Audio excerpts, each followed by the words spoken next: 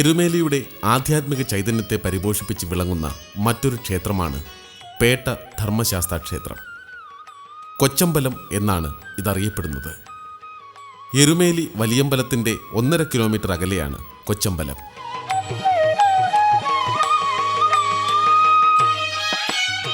മഹിഷിയെ നിഗ്രഹിച്ച അയ്യപ്പൻ അവതാര പുരുഷനാണെന്ന് മനസ്സിലാക്കിയ വെള്ളാള സമുദായക്കാരായ പുത്തൻവീട്ടിലെ അമ്മൂമ്മയുടെ ആഗ്രഹപ്രകാരം മകൻ പെരുശ്ശേരി പിള്ളയാണ് ഈ ക്ഷേത്രം പണിതീർത്തത്.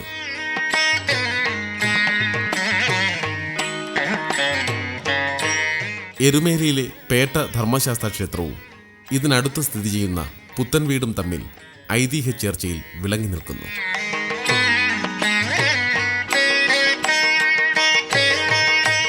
ഇത് എരുമേലി പെരുശ്ശേരി പുത്തൻവീട്. മഹിഷി നിഗ്രഹം എന്ന അവതാര ദൗത്യത്തിന് പുറപ്പെട്ട സാക്ഷാൽ ശ്രീ അയ്യപ്പന് അഭയമേകിയ മുത്തശ്ശി ഗൃഹം. പുണ്യപുരാതനമായ ഈ ഗൃഹത്തിൽ അയ്യപ്പൻ ഒരു രാത്രി താമസിച്ചു എന്നാണ് ഐതിഹ്യം.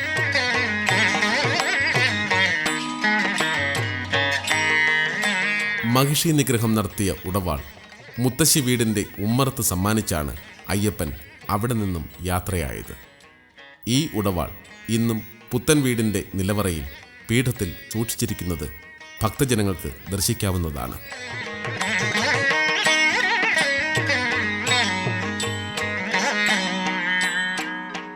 പെരുശ്ശേരി പിള്ളമാർ എന്നറിയപ്പെടുന്ന ഈ കുടുംബത്തിൻ്റെ അനന്തരാവകാശികൾ തലമുറകളായി ഈ ഉടവാളിന് മുന്നിൽ ദീപം തെളിയിക്കുന്നു.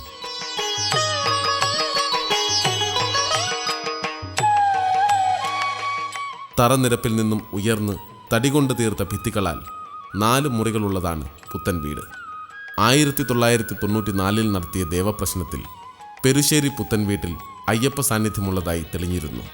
തുടർന്ന് പുത്തൻ വീട് മുത്തശ്ശിയുടെ ആഗ്രഹപ്രകാരം മകൻ ക്ഷേത്രം നിർമ്മിക്കുകയും ഇന്നത്തെ പേട്ട ധർമ്മശാസ്താ ക്ഷേത്രമായി മാറുകയും ചെയ്തു.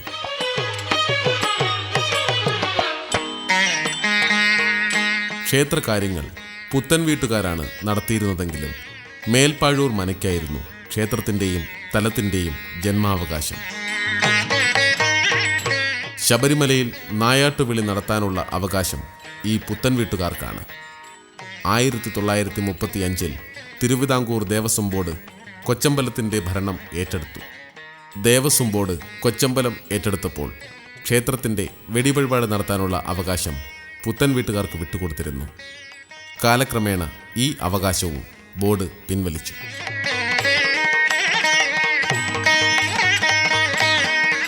മണ്ഡലമാസം ഉണരുമ്പോൾ എരുമേലി കൊച്ചമ്പലം മുതൽ വലിയമ്പലം വരെ കാണുന്ന സർവ്വസാധാരണമായൊരു കാഴ്ചയാണ് പേട്ടതുള്ളൽ.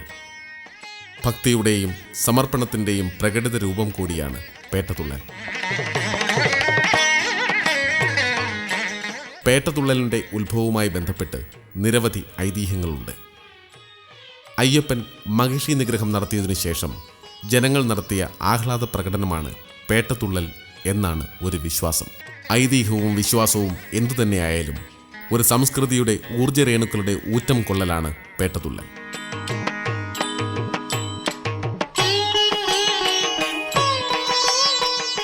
ആദ്യകാലങ്ങളിൽ ധനു 27 മാത്രമായിരുന്നു പേട്ടതുള്ളൽ. പിന്നീട് ധനു 20 മുതൽ 30 വരെ രാപ്പകൽ ഭേദമന്യേ പേട്ടതുള്ളലായി. ഇപ്പോൾ മണ്ഡലം തുടങ്ങുന്നത് മുതൽ അയ്യപ്പ ഭക്തന്മാർ പേട്ടതുള്ളാറുണ്ട്.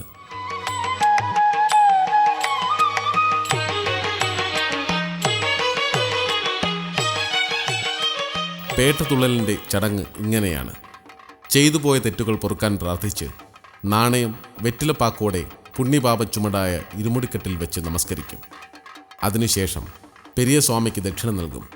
തുടർന്ന് ഏതാണ്ട് 8 അടി നീളമുള്ള കമ്പിളിപ്പൊതുപ്പിനുള്ളിൽ പച്ചക്കറികളും കിഴങ്ങുകളും കെട്ടിത്തൂക്കുന്നു. 2 കന്യയ്യപ്പന്മാർ കമ്പിൻ്റെ 2 അറ്റങ്ങൾ തോളിൽ വയ്ക്കും.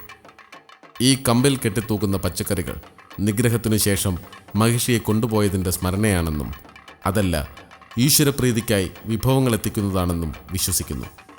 പിന്നീട് പേട്ടതുള്ളൽ സംഘത്തിലെ ബാക്കിയുള്ളവർ ശരത്തോൽ, പച്ചിലക്കമ്പുകൾ എന്നിവ കയ്യിലെടുക്കും. സംഘാംഗങ്ങൾ മുഴുവനും കുങ്കുമം, ഭസ്മം, കരി എന്നിവ പൂശിയിട്ടുണ്ടാവും. ആദ്യം കോട്ടപ്പടിയിൽ നാളീകരമുരുട്ടി കൊച്ചമ്പലത്തിൽ നിന്നും പേട്ട സംഘം വാവരുപള്ളിയിലെത്തുന്നു. പാണ്ടിമേളത്തിൻ്റെ അകമ്പടിയോടെയായിരിക്കും പേട്ടതുള്ളൽ. അയ്യപ്പ തിന്തകത്വവും സ്വാമി തിന്തകത്വവും എന്നു പാടി അയ്യപ്പന്മാർ ആനന്ദനൃത്തം ചവിട്ടുന്നു. അയ്യപ്പൻ നിൻ്റകത്ത് സ്വാമി എൻ്റകത്ത് എന്നതാണ് പേട്ടമന്ത്രത്തിൻ്റെ പൊരുൾ. ഈ വിധം യാത്ര ചെയ്ത് സംഘങ്ങൾ വലിയമ്പലത്തിൽ എത്തുന്നു. അവിടെ എത്തിയാൽ പേട്ട സംഘങ്ങൾ പച്ചിലക്കമ്പുകൾ ക്ഷേത്രത്തിന് മുകളിലേക്കെറിയും.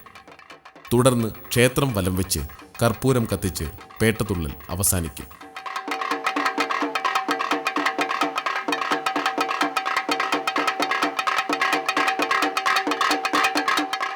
മകരവിളക്കിനോടനുബന്ധിച്ച് പേട്ടതുള്ളാനെത്തുന്ന 2 പ്രമുഖ സംഘങ്ങളാണ് അമ്പലപ്പുഴ സംഘവും ആലങ്ങാട്ട് സംഘവും. ഈ 2 സംഘങ്ങളും മറവപ്പടയെ തുരത്താൻ അയ്യപ്പനെ സഹായിച്ച സൈന്യങ്ങളായിരുന്നു എന്നാണ് പഴമ.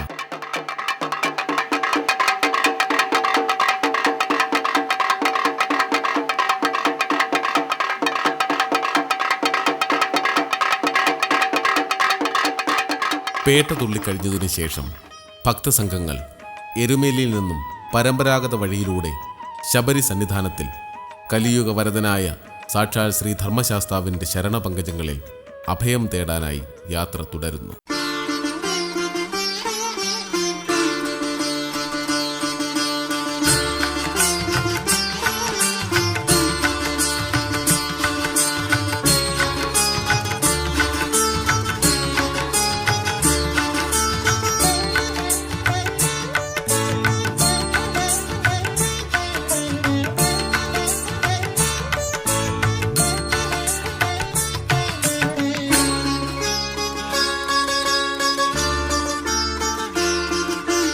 महाप्रभो मम महाप्रभो महाप्रभो मम महाप्रभो मामलमेले वाळुम महाप्रभो मामलमेले वाळुम महाप्रभो महाप्रभो मम महाप्रभो महाप्रभो നമുക്ക് ചെറിയതെന്ന് തോന്നുന്ന പല തെറ്റുകളും വലിയ പ്രത്യാഘാതങ്ങൾ ഉണ്ടാക്കും എന്ന ഓർമ്മ വേണം എപ്പോഴും. ഇന്നത്തെ സന്ധ്യാദീപം ഇവിടെ പൂർണ്ണമാകുന്നു. ഏവർക്കും നന്ദി.